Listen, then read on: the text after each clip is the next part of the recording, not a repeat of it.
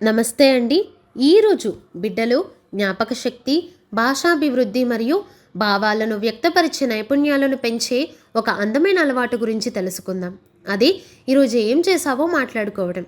దీనికోసం ప్రత్యేకంగా ఏమీ అవసరం లేదు. రాత్రి పడుకునే ముందు కొన్ని నిమిషాలు కేటాయిస్తే చాలు.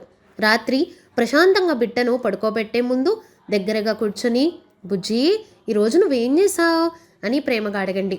బిడ్డ మాట్లాడే వరకు కొద్దిసేపు ఓపికగా అడగండి. వాళ్లకు వెంటనే గుర్తు రాకపోతే, ఈరోజు ఎవరితో ఆడుకున్నావు, ఏం తిన్నావు, బయటికి వెళ్ళావా అని చిన్న చిన్న ప్రశ్నలతో సహాయం చేయండి.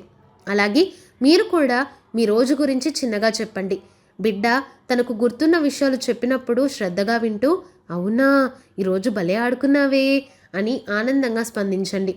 చివరిగా ప్రేమగా హత్తుకొని పడుకోబెట్టండి.